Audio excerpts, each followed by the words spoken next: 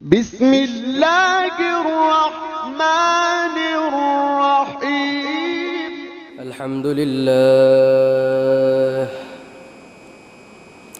الحمد لله يستعينه ونستغفره ونؤمن به ونتوكل عليه ونعوذ بالله من شرور أنفسنا ومن سيئات أعمالنا من يهده الله فلا مضل له ومن يضلله فلا هادي له وأشهد أن لا إله إلا الله وحده لا شريك له وأشهد أن سيدنا وسندنا وحبيبنا ومولانا محمدا عبده ورسوله صلى الله تعالى عليه وعلى آله وأصحابه وبارك وسلم تسليما كثيرا أما بعد فقد قال الله تعالى في كلامه المجيد والفرقان الحميد أعوذ بالله من الشيطان الرجيم بسم الله الرحمن الرحيم إن عدة الشهور عند الله 12 شهرا في كتاب الله يوم خلق السماوات والأرض منها 4 حرم وقال تعالى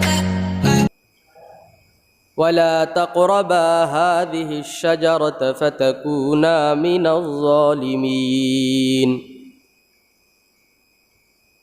وعن أبي هريرة رضي الله تعالى عنه أنه قال قال رسول الله صلى الله عليه وسلم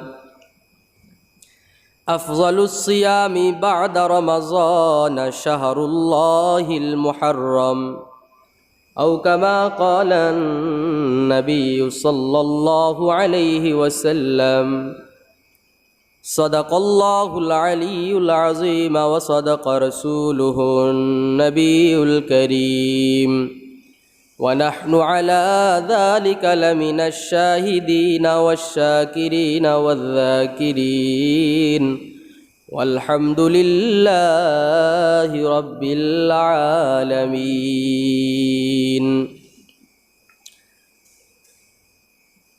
الحمد لله ثم الحمد لله মহান রব্বে পাকের দরবারে শুকর ও সুজুদ যেই মহান রব্বুল আলামিন আমাকে আপনাকে ভালোবেসে মহাব্বত করে করুণা করে দয়া করে অনুকম্পা করে তার ঘরে এসে মুহররমের আজ 1 তারিখ প্রথম জুমা মুহররমের আমাকে আপনাকে রাসূলুল্লাহ সাল্লাল্লাহু আলাইহি ওয়াসাল্লামের তরিকা মোতাবেক মসজিদে এসে কিছু কথা বলার এবং শোনার তৌফিক দিয়েছেন। এই জন্য রব্বে করিমের নিকটে অন্তরের অন্তরস্থল থেকে শুকরিয়া আদায় করে নি আলহামদুলিল্লাহ। মুহতারাম মুআজ্জাজ, আজ মুহররমের 1 তারিখ তথা হিজরি সন, আজকে হিজরি সনের 1442 হিজরি সন শুরু, মুহররমের 1 তারিখ আজ। কিন্তু দুঃখের বিষয়, যদি আজকে ইংরেজি তার আগে বলি, অনেকে হয়তো আজকে যে মুহররমের 1 তারিখ আমরা হয়তো অনেকে জানিও না, আছি না? কিন্তু ভাই দুঃখের বিষয়, অনুতাপের বিষয়, আমার আর আপনার জন্য, এটা আমি মনে করি রাসূলুল্লাহ সাল্লাল্লাহু আলাইহি ওয়াসাল্লামের হাদিস মোতাবেক আমি মনে করি পৃথিবীর হালচাল অনুযায়ী আজকে যদি জানুয়ারির মাসের 1 তারিখ হইতো, আমার মনে হয় না এই পৃথিবীর জমিনে কেউ জানা বাদ থাকতো। রাতটার নাম কি? ওই রাতের নাম কি? 31 সকলে জানতেন। কি বলেন আপনারা? কেন? ওই মাসে বৎসরের প্রথম দিন যত নিকৃষ্টতম কাজ, যত উল্টাপাল্টা কাজ সব ওই রাতে সংগঠিত হয়। কি বলেন? হয় না? আচ্ছা, বর্তমান সময় এমন এক হাল চলতেছে, এমন এক পরিস্থিতি চলতেছে যে মানুষ গরম ভাত খাবে দূরের কথা, পান্থা ভাতও খুঁজে পায় না। আছে না ভাই? কি বলেন? আমি কথাগুলা কি লাইন সেরা বলতেছি? আর যদি আজকে নববর্ষের প্রথম দিন হইতো, তাহলে ইলিশ মাছের কেজি হইতো 3000 টাকা, আর গরম ভাত রান্নার পরে পানি দিয়ে ঠান্ডা ভাত বানায় লিত। নাম কি? পান্থা ভাত। রমনা পার্কের গাছের গোড়ায় গেলে দেখা যাইত। কেন? ওই নববর্ষের দিন আর 31 নাইট, এই দুইটা দিন আকাম কুকাম করার জন্য একটা দিন নির্দিষ্ট কইরা একটা আনন্দ ফুর্তির স্থান বানায় নিছে, যার কারণে এই দুইটা দিন যেটা হচ্ছে ইহুদি খ্রিস্টান আর বিজাতিদের সভ্যতা, আর আজকে এই বিজাতিদের সভ্যতাকে মুসলিম সমাজের মুসলিম নরনারী, মুসলিম ছেলেমেয়েরা এটাকে তাদের সভ্যতায় পরিণত করে নিয়েছে। কি বলেন? কিন্তু দোস্ত, আজকে মুহররমের 1 তারিখ, অথচ আল্লাহর হাবিব সাল্লাল্লাহু আলাইহি ওয়াসাল্লাম হযরতে ইবনে আব্বাস থেকে বর্ণিত, প্রত্যেক মুসলমানের জন্য, প্রত্যেক মুসলমান ব্যক্তির জন্য আরবি হিজরি সনের দিন, মাস, তারিখ এটা জানা ফরজে কেফায়া। ফরজে জানাজা নামাজ পড়া কি? কেন ফরজে কেফায়া? অর্থাৎ যদি এই সমাজের 2 জন মানুষ বা 1 জন মানুষ যা অমুক সমাজে যদি জানাজা 1 জন অ্যাটেন্ড হয়, তাহলে সকলেই এই দায়িত্ব থেকে কি হয়ে যাবে? হক আদায় হয়ে যাবে, কেউ গুনাহগার।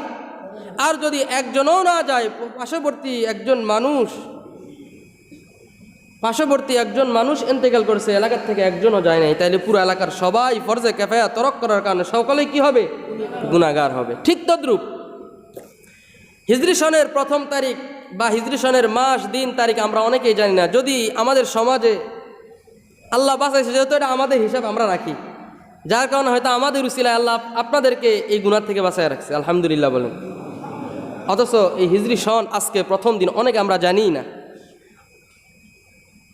আল্লাহ রাব্বুল আলামিন এই মুহররম কথা বলছেন, শাহরুল্লাহিল মুহররম। এই মুহররম মাস কার? আমার। শাহরুল্লাহিল মুহররম, আল্লাহর দিকে নিসবত করছেন, সুবহানাল্লাহ। মুহতারাম মুআজ্জাজ, এই মুহররম মাসকে ঘিরে অনেক আলোচনা, পর্যালোচনা, অনেক কিছু আছে। এই মুহররমের 10 তারিখ, 1 তারিখ থেকে নিয়ে 10 তারিখ, বা এই মুহররমের মাসের ভিতরে অনেক ইতিহাস আছে, কোরআন, হাদিস, ইজমা, কিয়াস দ্বারা সাবিত। এগুলা 1 নম্বর কথা, আল্লাহ রাব্বুল আলামিন 30 নম্বর পারার 30 পারার এই কোরআনকে 30 পারার যে মওজুদ করেছেন, 10 নম্বর পারায় সূরা তাওবার ভিতরে আয়াতখানা নাজিল করেছেন যে আল্লাহ রাব্বুল আলামিন 4টি মাসকে বলছেন সবচেয়ে দামি মাস। 4টি মাস সবচেয়ে, এই 4 মাসের ভিতরে মানুষ কোনো যুদ্ধ বিগ্রহ বা কিছু করতে পারবে না, যেটা আইয়ামে জাহিলিয়াতের যুগে ছিল, রাসূলের আসার পূর্বে। ওই আয়াতখানায় আমি তেলাওয়াত করেছিলাম, ইন্না ইদ্দাতাশ শুহুরি ইনদাল্লাহি 12 শাহরান ফি কিতাবিল্লাহি ইয়াওমা খালাকাস সামাওয়াতি ওয়াল আরদা মিনহা আরবাআতুন হুরুম। কোরআন শরীফ তেলাওয়াত করলে একটু আল্লাহু আকবার, সুবহানাল্লাহ বললেন, এটা শান, কোরআনের শান। আমার শান না, কার শান? আল্লাহর শান। কোরআন তেলাওয়াত করলে একটু আল্লাহু আকবার বলবেন, এটা আল্লাহর কোরআনের শান, মহত্ব, বরত্ব বোঝায়। তো যাই হোক, আল্লাহ রাব্বুল আলামিন এখানে একটা সূচনা, একটা ইতিহাস টানছেন। 1 নম্বর কথা, আমরা যে 12টা মাস গণনা করি, 7 দিন গণনা করি, 24 ঘন্টা গণনা করি, এটা কি কোনো রাষ্ট্রপ্রধান বা কোনো নেতৃস্থানীয় ব্যক্তি বা কোনো ক্ষমতাসীন ব্যক্তি এগুলা নির্দিষ্ট করছে? না, আল্লাহ থেকে নির্দিষ্ট করা। 12 মাস এটা কার থেকে নির্দিষ্ট করা? 29-30 দিনে 1 মাস হয়, এটা কার থেকে নির্দিষ্ট করা? হ্যাঁ, সপ্তাহে 7 দিনে 1 সপ্তাহ হয়, এটা কার থেকে নির্দিষ্ট করা? আল্লাহ রাব্বুল আলামিন বলতেছেন এই পৃথিবী সৃষ্টি করার পূর্বে আমি মাস, দিন, সপ্তাহ সব কিছু নির্দিষ্ট কইরা, ঘন্টা সব নির্দিষ্ট কইরা এই মানুষের সামনে আমি দিয়ে দিছি। তো 12 মাসের ভিতরে আল্লাহ রাব্বুল আলামিন বলতেছেন 4টি মাস সম্মানিত মাস।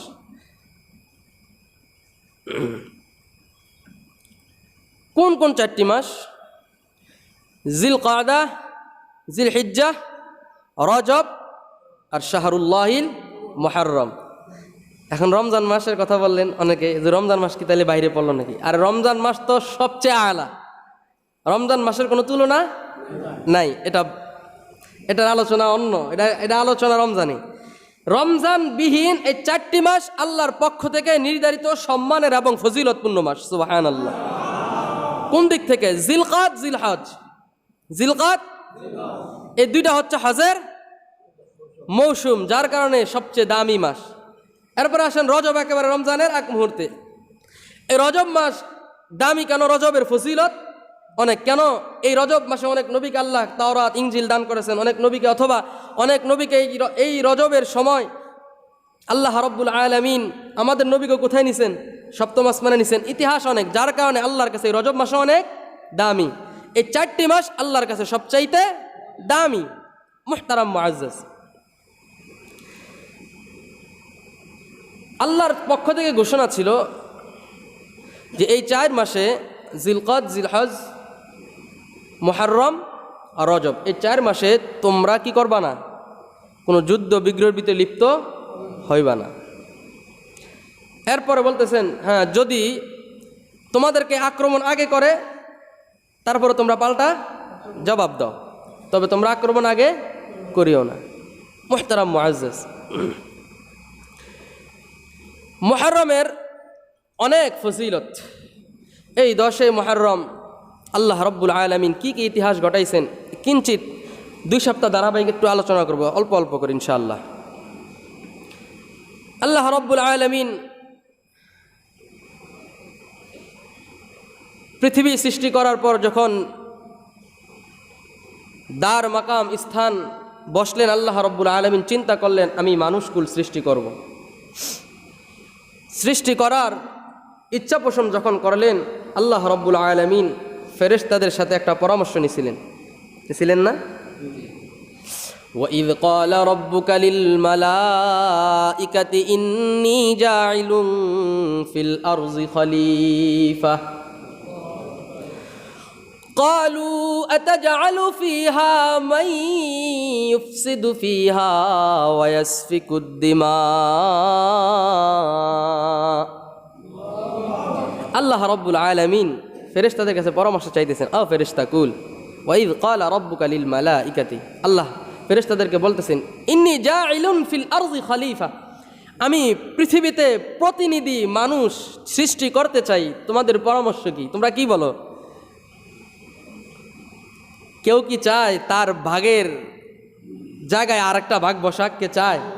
হ্যাঁ, ফেরেশতারাও চায় না যে আমাদের ইবাদতের ভিতরে অন্য কেউ কি করুক, ভাগ বসাক। তারা বলতেছেন, আল্লাহ বলে কেন? ক্বালু আতাজআলু ফীহা মান ইউফসিদু ফীহা ওয়া ইয়াসফিকুদ দিমা, আয় আল্লাহ, আতাজআলু ফীহা, আমরা কি যথেষ্ট নয়? আপনি তাদেরকে বানায়েন না। আতাজআলু ফীহা মান ইউফসিদু ফীহা, কেন বানায়েন না? কেন বানায়েন না? আপনি যদি তাদেরকে বানান, তারা জমিনে যাওয়ার পর ফিতনা ফাসাদ, মারামারি, কাটাকাটি, হানাহানি করবে। ওয়া নাহনু নুসাব্বিহু বিহামদিকা ওয়া নুকদ্দিসু লাক, এ মালিক, আমরা কি আপনার ইবাদত, আপনার প্রশংসা, গুণকীর্তন করার জন্য যথেষ্ট না? আমরা যথেষ্ট, বানান দরকার নেই। আল্লাহ বলেন, ক্বালা ইন্নী আ'লামু মা লা তা'লামুন, এ ফেরেশতারা, আমি আল্লাহ রাব্বুল আলামিন যেই বিষয় জ্ঞাত, যেই বিষয়টা জানি, ওই বিষয়ের কিঞ্চিত পরিমাণ ইলম তোমাদের জানা নাই। সুবহানাল্লাহ। আল্লাহ পরামর্শ চায় দেখছেন যে তারা কি বলে, কিন্তু আল্লাহ তো মানুষ বানাই বেনি। আল্লাহু আকবার। আল্লাহ রাব্বুল আলামিন যখন মানুষ বানানোর ইচ্ছা পোষণ করলেন, হযরত আদম আলাইহিস সালাতু ওয়াস সালামকে বানানোর জন্য প্রস্তুত করলেন। লম্বা ইতিহাস, আমি শুধু মুহররমের ফজিলত এগুলা বলার এই কথাগুলা ইতি টানতেছি। মাথায় রাখবেন আজকে যে মুহররমের 1 তারিখ, যাতে করে ইতিহাসটা এটার সাথে মিলিয়ে দিতে পারি, এটা খেয়াল রাখবেন। আল্লাহ রাব্বুল আলামিন হযরতে আদমকে কত ভালোবাসছেন, কত মহাব্বত করতেন। ফেরেশতাদেরকে বলছে পুরা শরীরের অঙ্গ প্রত্যঙ্গ তোমরা বানাও, শুধু এতটুকু তোমরা বানাও না, এতটুকু আমি নিজের হাতে বানাবো। শুধু তাই নয়, হাদিসে আসছে আল্লাহ সুবহানাহু ওয়া তাআলা বলেন, আদমকে বানানোর পর আমি হুকুম করেছি কুন ফায়াকুন, মানুষ সৃষ্টি হবে এক ফুটা বীর্য থেকে। কিন্তু এই মানুষের সারা অঙ্গ প্রত্যঙ্গ ফেরেশতাদের মাধ্যমে বানানো হয়েছে, কিন্তু তার এতটুকু আমি মালিক কুদরতভাবে সকল মানুষের এতটুকু আমি নিজেই তৈরি করেছি। কেন বানাইছি জানো রে মানুষ? এতটুকুর ভিতরে যা আছে এই জিনিসটাই একটা মানুষের পূর্ণাঙ্গ সুস্থবান হওয়ার জন্যই যথেষ্ট। কি বলেন? একটা মানুষ জান্নাতি হওয়ার জন্য এতটুকুই যথেষ্ট। একটা মানুষ দিনদার মুত্তাকি, একটা মানুষ বুঝবান হওয়ার জন্য, মালিকের অনুকরণ করার জন্য এতটুকুই যথেষ্ট। ব্রেন না থাকলে মানুষ কি বলে? পাগল বলে। জ্ঞান শক্তি না থেকে মানুষ পাগল বলবে। আল্লাহর যতগুলো ইবাদত আছে, হারাম হালাল নিষিদ্ধ আদেশগুলা সব এই জিনিস দ্বারাই চিন্তা করে আমরা কি বুঝতে পারি? আল্লাহর কদমে সবচেয়ে বড় ইবাদত বান্দার বাইনাস সালাতি ওয়া বাইনাস সুজুদ, বান্দা নামাজের মধ্যে নামাজরত অবস্থায় সেজদার মাধ্যমে আল্লাহর সবচেয়ে নিকটবর্তী হয়ে যায়। এই যে সেজদা দেই, কোন জিনিস দ্বারা দেই? কপাল দ্বারা দেই। আল্লাহ বলেন এই কপালটাকে বানাইছি আমি মালিককে সেজদা দেওয়ার জন্য।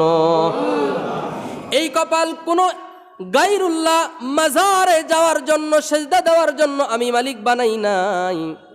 এই কপাল বানাইছি আমি মালিকের কদমে সেজদা দেওয়ার জন্য। কি বলেন? এই যে জবান বানাইছি, এই জবান বানিয়েছি মানুষকে গালিগালাজ করার জন্য নয়। এই জবান বানিয়েছি এই জন্য নয়, জবান দ্বারা খারাপ মিথ্যাচরণ, মানুষের সাথে অসৎ ব্যবহার করবা। এই জবান বানিয়েছি একমাত্র আমি আল্লাহর হাম তাসবিহ প্রশংসা অনুকীর্তন করার জন্য। এই জবান দ্বারা কোরআনে কারিম তেলাওয়াত করবা। এই জবান দ্বারা তুমি আল্লাহর প্রশংসা করবা, আল্লাহর হামদ সানা পড়বা। এই জবান দ্বারা রাসূলের হাদিসগুলা তুমি পড়বা। দুটা চক্ষু তোমাকে দান করেছি কোরআনকে দেখে দেখে পড়ার জন্য, অশ্লীল সিনেমা বা অশ্লীল কিছু দেখার জন্য নয়। কি বলেন? হযরতে আদমকে বানানোর পর আল্লাহ রাব্বুল আলামিন অনেক নিষেধ আদেশ সব কিছু জারি কইরা দিছেন। আল্লাহ বলে দিছেন যে আদম, আজ থেকে তোমরা এই জান্নাতে হাওয়াকে বানাইছেন। আমি সংক্ষিপ্ত পরিহাসে বলতেছি, আদম হাওয়াকে বানাইছেন, বানাই আল্লাহ বলে দিছেন ওয়ালা তাকরাবা হাযিহিশ শাজারা। বুঝতে পারছেন? যে আদম আর হাওয়া, খেয়াল রাখো, তোমরা জান্নাতে সব জায়গায় যাইতে পারবা, সব কিছু ভক্ষণ করতে পারবা, সব ফল খাইতে পারবা, লেকিন ওয়ালা তাকরাবা হাযিহিশ শাজারা, এই গাছের নিকটবর্তী ফাতাকুনা মিনাজ জালিমিন, যদি যাও তোমরা জালিম হয়ে যাইবা। কেন খাইবা না এটা বলে না, বলছে গাছের নিকটবর্তী যাইবা না। মিস্টার ইবলিশ আমাদের দোস্ত, কি বলেন? মানুষের দোস্ত নাকি? ইন্নী লাকুম আদুউম মুবিন, স্পষ্ট শত্রু আমাদের। কি বলেন? আমাদের উস্তাদ বলছিলেন যে শয়তানের নেক সুরত, ভালো সুরত 70,000। ভালো সুরত বুঝছেন তো? পাগড়ি, টুপি, হাজি, সাজার, এই সুরত কয়টা? 70টা। আল্লাহ যে ইচ্ছা পোষণ করছেন যে জান্নাতে এদেরকে জীবনে চিরদিনের জন্য রাইখা দিবেন, এবং তোমরা এই গাছের নিকটবর্তী যাও না, শয়তানের কি খুব আনন্দ লাগতেছে নাকি? উনি কি বসে আছে নাকি? উনি এখন চিন্তা করছে যে আমি কীভাবে যাইতে পারি, কারণ যে যত বড় আলেম শয়তান তার কাছে তত বড় পদ নিয়ে হাজির হয় তার সামনে। যে যত বড় আলেম, যে যত বড় শিক্ষিত, শয়তান ওরকম শিক্ষিত নিয়ে তার সামনে হাজির হয়। তো শয়তান চিন্তা করলো আদম তো নবী, আগে ধোকাটা দিতে হবে মেয়ে মানুষকে, কারণ মেয়ে মানুষদেরকে অল্পতে কি করা যায়, ঘায়েল করা যায়। তা আগে আমি কাকে পটাই? মেয়ে মানুষকে, হাওয়াকে পটাই। যা বলতেছে আসসালামু আলাইকুম রহমতুল্লাহ। ওয়ালাইকুম আসসালাম। বিশাল অবস্থা, একেবারে পুরা কি বলা যায়, আশরাফ আলী থানবী, খাজা মঈনুদ্দিন চিশতির মতো এরকম সাজগুজ করে গেছে আব্দুল কাদের জিলানি। আসসালামু আলাইকুম, ভালো আছেন? জি। আপনি? আমি এখানকারই একজন মেহমান। আচ্ছা। কয় আল্লাহ আপনাদেরকে কি কি বলছিলেন? ওই যে বলছেন জান্নাতের সব কিছু তোমরা ভক্ষণ করবা, খাইবা, ঘুরবা, ফিরবা তোমার, তবে ওয়ালা তাকরাবা হাদিহি, এই গাছটার নিকট খবরদার। এই যে সমস্যা তো এইটাই। কে? শোনেন শয়তান, আমি কিন্তু গল্প শুরু বলতেছি, এটা তাফসিরের কথা, সূরা বাকারার 5 নম্বর পৃষ্ঠা আলোচনাটা বলতেছে। শোনেন, আপনি তাহলে ইতিহাস জানেনই না, আল্লাহ আপনাদেরকে জান্নাত থেকে বাইর করে দিব। কেন? যদি ওই ফল না খান তাহলে জান্নাত থেকে আল্লাহ বাইর করে দিব, আর যদি খান তাহলে বাই করব না। মানে উল্টা বুঝাইছে, এর বিপরীত বুঝাইছে। কেন? আল্লাহ রব্বুল আলামিন যদি আপনারা জান্নাতে থাকেন তাহলে আপনাদেরকে কদিন পরে কাজ টাজ করতে হইব, এই কষ্ট করাইব, এই গরুর হাল চাষ করতে হইব, মানে দুনিয়ার যা আছে এর বিপরীত সব বুঝাইছে। যদি খাই থাকলে তো সব সময়ের জন্য এখানেই থাকবেন, তাই নাকি? হ্যাঁ। তাহলে আমাকে কি করতে হবে? আসেন আসেন আসেন, তাড়াতাড়ি আসেন, এটা এখনই খাইয়া ফেলান। গাছটা কই? আমার সাথে আসেন, আমি চিনি গাছ, এটা আমি। হযরতে হাওয়া আলাইহিস সালাতু ওয়াস সালামকে নিয়ে গেছে, নিয়ে বলতে এই গাছটা এই ফলটাই খান, খাইলে আপনাদের উপকার হবে।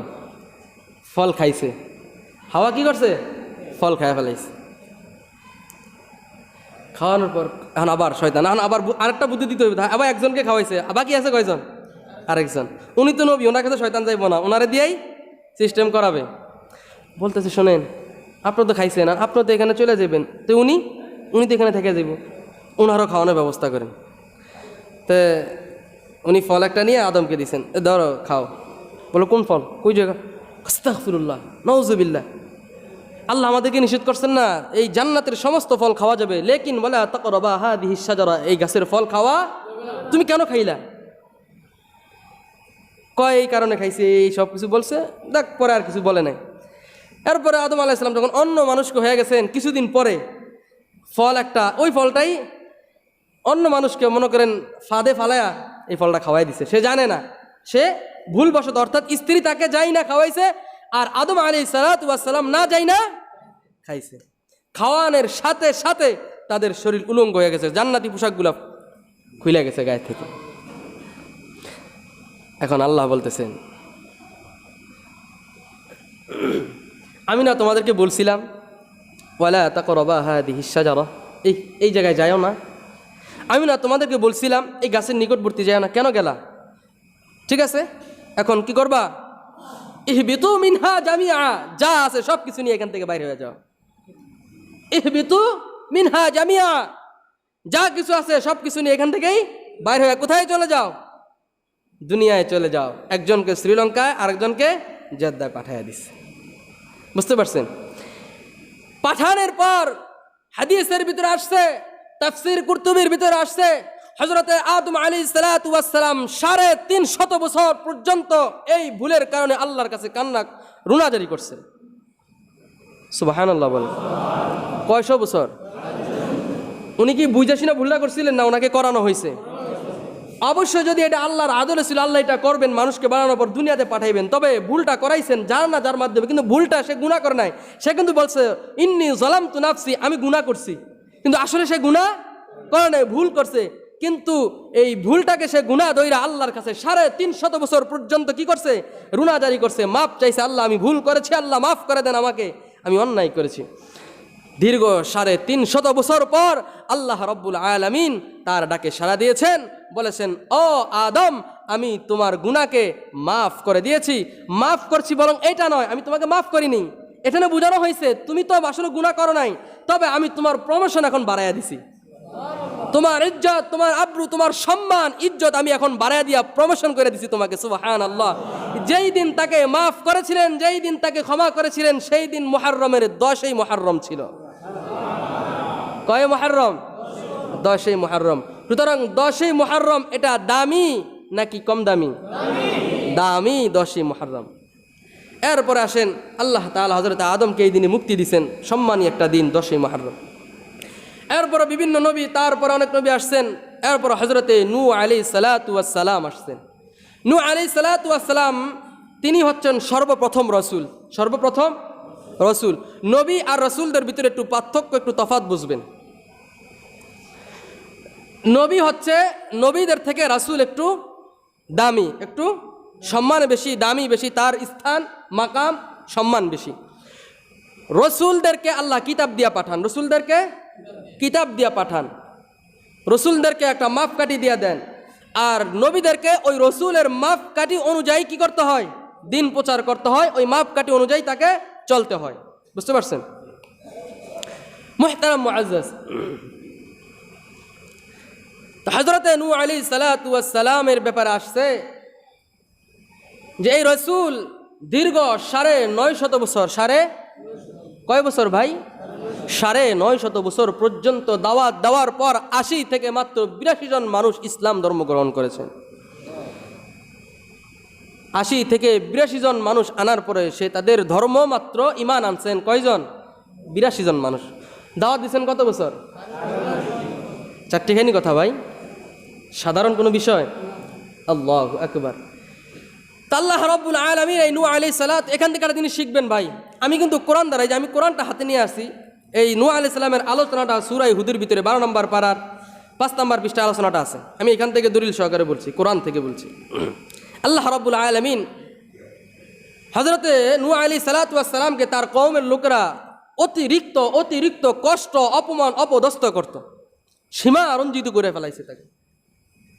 কষ্ট, ক্লাস, দুঃখ সব কিছু তাকে দিতেন। এক পর্যায়ে ইনি সর্বপ্রথম রসুল, ইনি নবী, যিনি কষ্ট সহ্য করতে না পেরে বলছেন, রব্বিং সুরনি বিমা কাযযাবুন, আয় আল্লাহ আপনি আমাকে সাহায্য করেন, মিথ্যাবাদীদেরকে আপনি ধ্বংস করে দেন। কেমন ধ্বংস করেন? ওয়াকালা নূহুর রাব্বি লা তাযার আলাল আরদি মিনাল কাফিরিনা দাইয়ারা। কষ্ট মানে সহ্য করতে আর পারে নাই, বলছেন ওয়াকালা নূহুর রাব্বি, নূহ তার রবকে বলেন, হে রব, লা তাযার আলাল আরদি মিনাল কাফিরিনা দাইয়ারা, এই কাফের বেঈমান জালেমদেরকে আপনি চিরদিনের জন্য একেবারে জমিনে একেবারে দশায়া দেন, যাতে করে তাদের বংশের অস্তিত্ব এই জমিনে না থাকে। এরকম বদদোয়া করছেন। আল্লাহ বলেন, এনু আমি দোয়া কবুল করে ফেলাইছি, আমি তাদেরকে ধ্বংস করবই, তবে তোমার অপেক্ষায় আমি ছিলাম, তোমার এই কথার অপেক্ষায় আমি ছিলাম।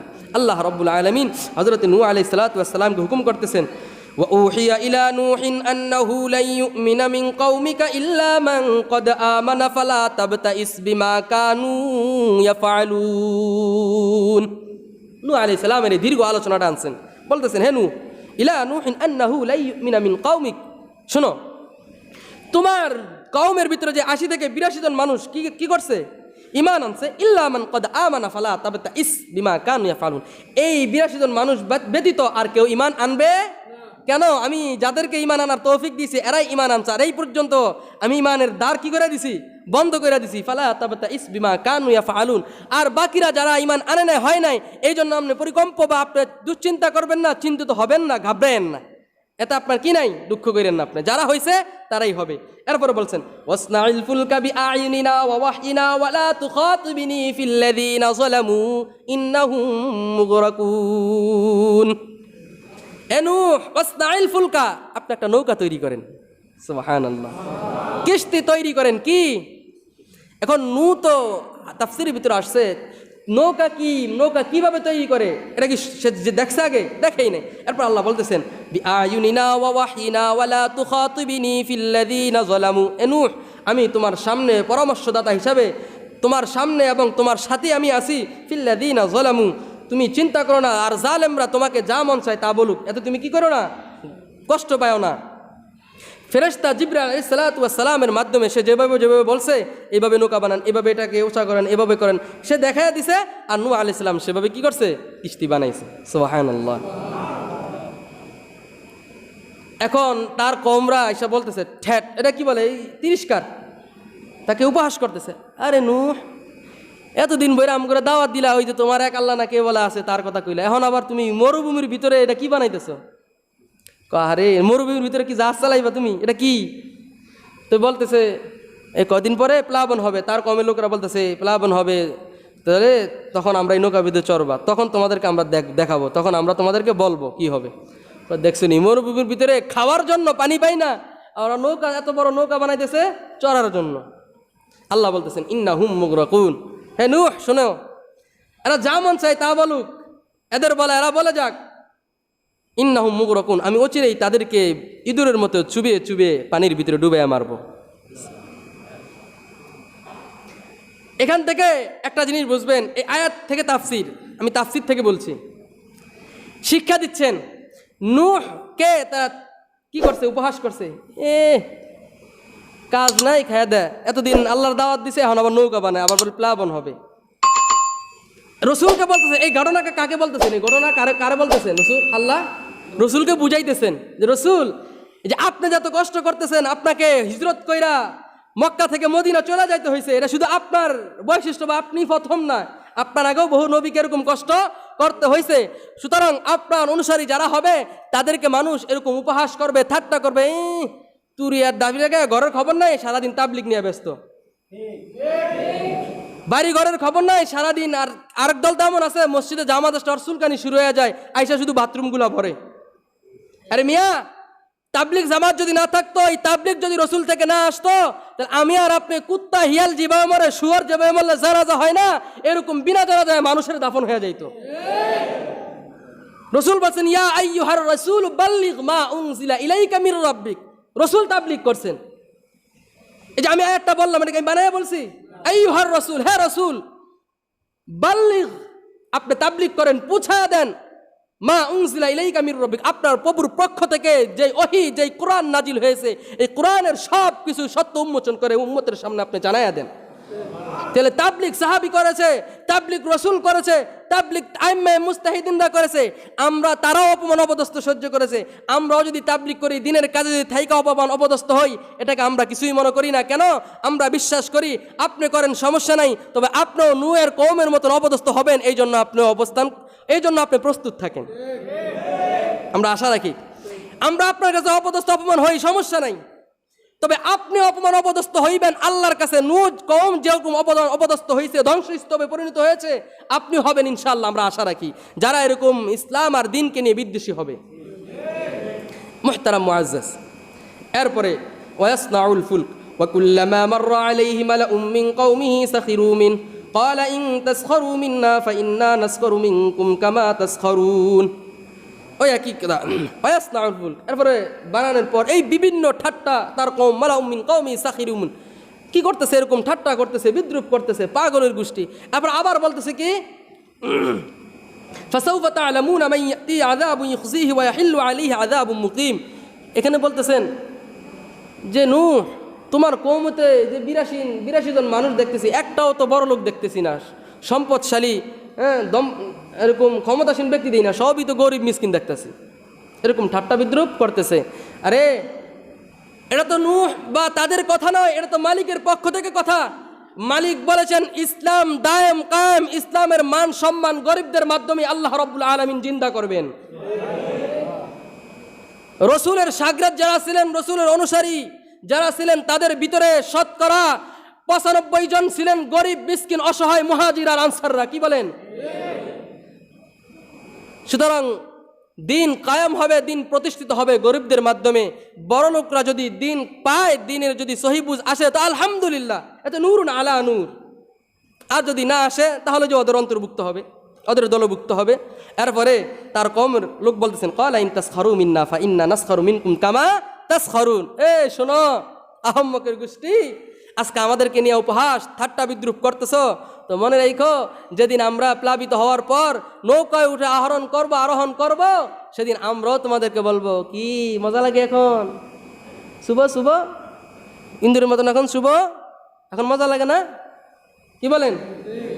ওই সময় আমাদেরকে বলছো পাগল, বলছো কত কিছু বলছো, তখন আমরা বলবো ইন তাসখারু মিন্না ফাইন্না নাসখারু মিনকুম কামা তাসখারুন, যে এখন কেমন লাগে, এখন মজা লাগে না, ভিজো এখন শুভ, ডুবে মরো। فسوف تعلمون من يأتيه عذاب يخزيه ويحل عليه عذاب مقيم। এটা আমাদের গরি বলল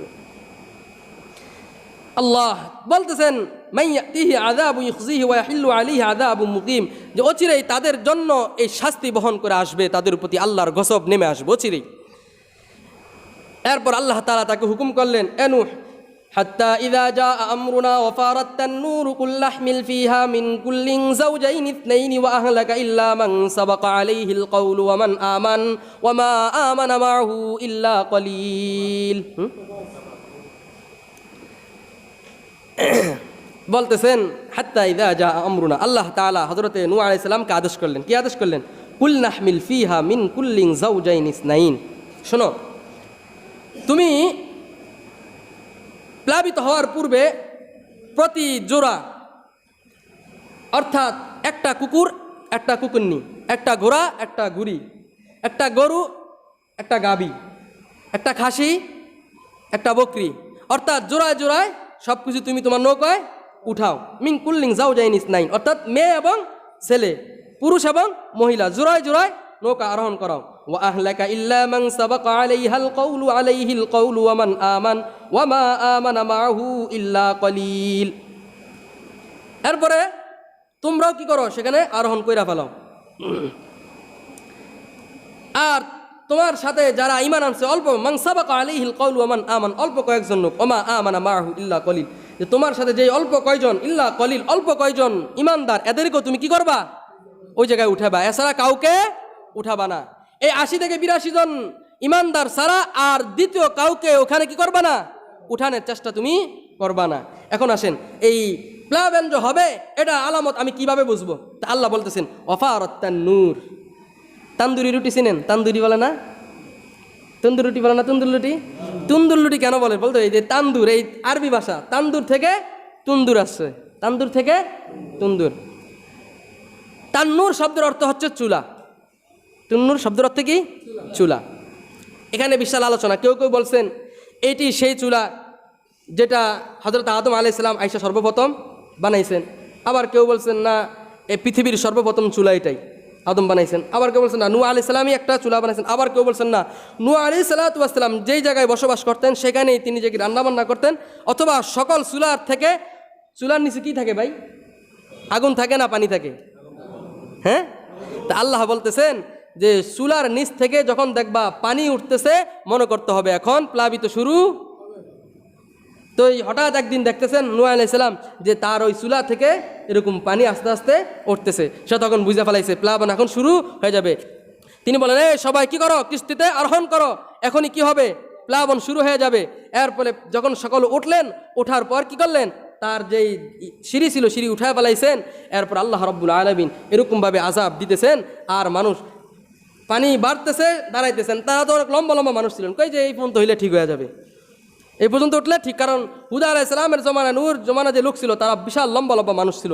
কিস্তির ব্যাপারে তাফসীরের ভিতরে আসছে নৌকাটি লম্বায় ছিল 300 ফুট, লম্বায় ছিল কয় ফুট, প্রস্থয় ছিল 50 ফুট, আর এভাবে ছিল 3 তালা 30 ফিট। কয় ফিট ছিল? 30 ফিট ছিল। এই জন্য তো মনে হয় ইঞ্জিনিয়াররা ওইখান থেকে মনে হয় 10 ফিট করে বিল্ডিংয়ের হাইট দেয়। 3 তালা কয় ফিট ছিল? 30 ফিট।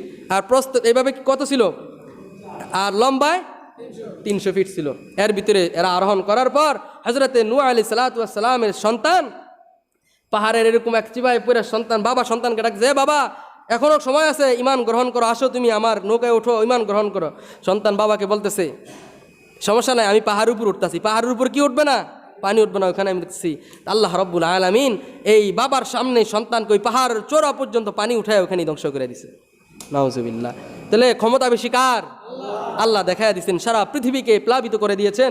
এরপরে বলতেছেন, এই আমি সর্বশেষ কথাগুলো বলতেছি, এরপরে আয়াত নাজিল হয়েছে, এখানে একটা দোয়া শিখাই দিয়েছেন আল্লাহ। ওই যে আমরা বলি গাড়িতে বা নৌকায় উঠলে বিসমিল্লাহি মাজরিহা ওয়া মুরসাহা ইন্না রাব্বি লাগাফুর, এখানে বলছেন ওয়াকালার কাবু ইরকাবু, হেনু যখন তোমরা আরোহণ করবা নৌকাতে, ইরকাবু ফিহা, তখন বিসমিল্লাহ আল্লাহর নামে কি করবা? আরোহণ করবা। মাজরিহা ওয়া মুরসাহা, আল্লাহর নামে চললাম, আল্লাহ আমাদেরকে হেফাজত করবেন, আল্লাহ আমাদেরকে স্থল এবং আল্লাহ এই নৌকা আল্লাহর সীমা, অর্থাৎ আল্লাহ যেভাবে বলবেন সেই গতিতে চলবে, যেখানে থামতে বলবেন সে জায়গায়। এর নৌকার কোনো মাঝিও নাই, কোনো মেশিনও নাই। এই নৌকার কি নাই? মাঝিও নাই, মেশিনও নাই। এটা আল্লাহর কুদরতি, আল্লাহর ইশারাভাবে চলবে। যেই গতিতে চলতে বলবেন, যেখানে যেই গতির প্রয়োজন সেখানে সেই গতিতেই চলবে। কারণ যেই নৌকা যখন সাগরে বা চলে তখন কিন্তু মাঝি বুঝে, ঢেউ যখন আসে ঢেউর কোন পাল্টায় নৌকাটা চালাইতে হয় সে কিন্তু ভালো বোঝে, কারণ উল্টা দিকে চালাইতে হয় বা কিভাবে চললে নৌকা ঠিক থাকবে সে বোঝে। তো যেখানে যেই গতির প্রয়োজন আল্লাহ সেই গতি নিয়ে এই নৌকাকে কি করবেন? চালাইবেন। যেখানে থামা দরকার সেখানে আল্লাহ কুদরতিভাবে থামায়া দিবেন। আসতে বলেন, আসতে বলেন। এরপর আল্লাহ বলতেছেন ওয়াকিলা ইয়া আরযু বলাই মাআকি ওয়া ইয়া সামাউ আকলিই ওয়াগীযাল মাউ ওয়া কুযিয়াল আম ওয়াস্তাওয়াত আলাল জুদি ওয়াকিলা বু'দাল লিল কওমিজ জালিমিন। শুনেন ভাই, আয়াত দ্বারা প্রমাণিত। শুধু এই প্লাবিত পানি নিচ থেকে ওঠে নাই, আল্লাহ এখানে ঘোষণা ইয়া আরযু বলাই মাআকি ওয়া ইয়া সামা, হে জমিন স্থিতি হও, থামো। মা ফিস সামা আকি ফিস সামা, এ আসমান তুমি থামো। ওয়াগীযাল মাই ওয়া কুযিয়াল আমর, তোমাদেরকে যে আদেশ করছি থামো। ইবলাই ওয়াগীযাল মা ওয়া কুযিয়াল আম ওয়াস্তাওয়াত আলাল জুদি, জুদি নামক একটা পাহাড় সামনে যায় নৌকাটা কি করছে? থামছে। এখন এখান থেকে বলছেন ইরজুবিলাই, জমিন ফাইটা শুধু পানি বাইর হইতে আছে, তার মানে বোঝা গেল জমিনের নিচে কি পানির বেশিরভাগ পানি, জমিন ফাইটা পানি উঠতেছে। আকি ফিস সামা ওয়ালা সামা, আর আসমান থেকেও বৃষ্টি বর্ষণ হইতেছে। এদিক দিয়ে জমিনের নিচ থেকে পানি উঠছে, ওই দিক দিয়ে আসমান থেকেও পানি হইতেছে। ওয়াগীযাল মা ওয়া কুযিয়াল আম, আবার সাথে বাতাসও হচ্ছে। তিন জিনিস যদি হয় তাহলে ঠিক থাকে? কি বলেন আপনারা? একদিক থেকে নিচ থেকে পানি উঠতেছে, আসমান থেকে বৃষ্টি পড়ছে, আবার তুফান হচ্ছে, তাহলে বুঝেন কি অবস্থা হবে? বাঁচার উপায় আছে কেউ? হযরত নূহ আলাইহিস সালাতু ওয়াস সালাম, আল্লাহর এই কোরআন সাক্ষী দেয় যে তার এই যে জোড়া জোড়া যে পশুগুলা নিছেন এগুলা ব্যতীত আর যে 82 জন 80 থেকে 82 জন ইমানদার ছিল এরা ব্যতীত ওই সময় সারা পৃথিবী একবার সকল কিছু আল্লাহ ধ্বংস করে দিয়েছেন।